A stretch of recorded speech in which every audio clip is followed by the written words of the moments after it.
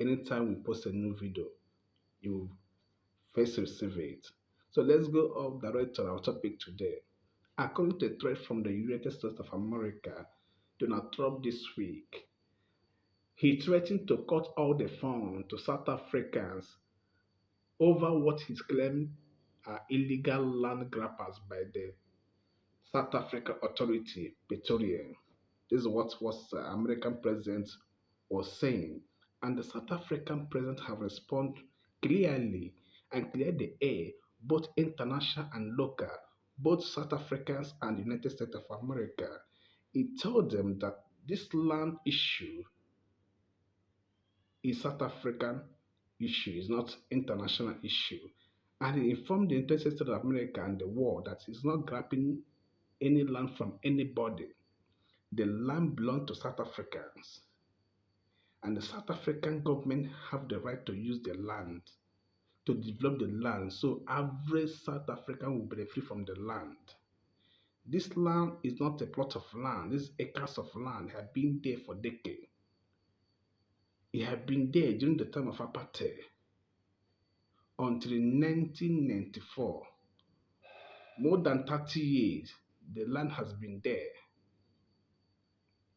Now the South African government decided to make use of it to invest into the land.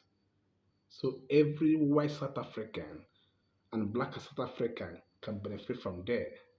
Unfortunately, because of the white minority have been ruling South Africa during the time of apartheid, they owned the land during the time. But now the South Africa have regained their independence, and the black South Africans also are member of the parliament, and the white are member of the parliament. The government decided to use the land so both white and black South African can benefit from it. I don't see the reason why it will be a problem. If the white South Africa is citizen of South Africa, why are they refusing the government to use the land to invest into the land? That's the question people are asking. And the response from the president of the South Africa to the world and the president of and the USA president is very clear. I am not grabbing a land from anybody, neither grabbing a land from the white. The land belongs to South Africans, and every South African have the right to use his land. Since the land is empty, government have the right to invest into the land, so average South Africa will benefit from it. That's the good answer. The USA president is threatening to call the aid in Africa. According to his statement,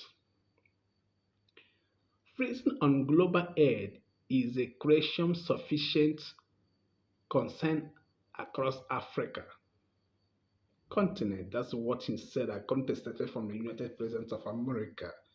With this be the road to the end of United States or United Nations helping Africa in anything? That is the question. Remember, this aid is worth billions of dollars annually to African country. People who are benefit from this aid, natural disaster, from there it can help people who have natural disaster problem, people who have issue like war. As you can see, the war going on in DRC Congo, the war going on in Sudan. From this aid, it can reach out to those people in need in type of medication, in type of food and other things. Because when you at work, you cannot go to work or do your business.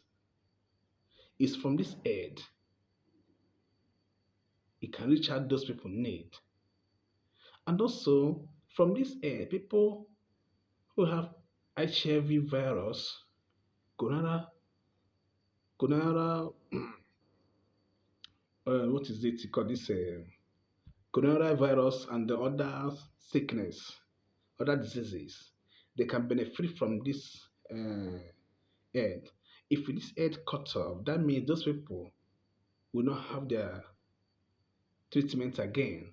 They are going to die. And also, those people at war, those who have natural disaster, go to face whatever they see.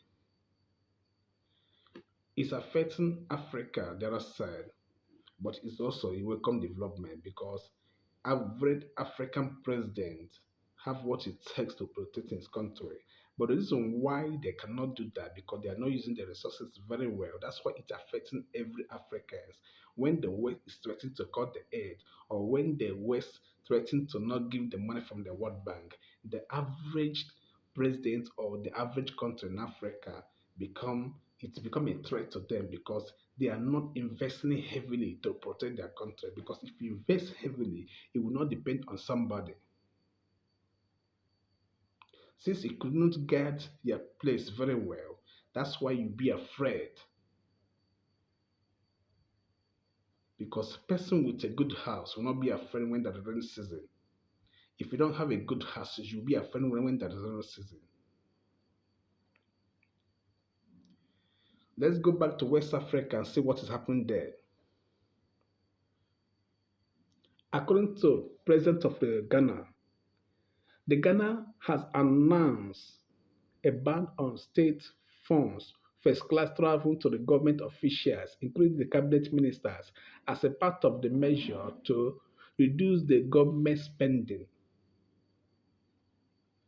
Ghana government have started to reduce the government official travel fees and other expenses to enable the government of Ghana to spend the money wisely so average Ghanaians will benefit from the money and live a better life. If all Africa can reason like this and do like this, why should we focus on aid? Why should we focus in the World Bank? Why should we focus in the West? Because we have never invest well, we never think well. That's why we have to focus on them. Because if we reason well and invest well, we know no place like home.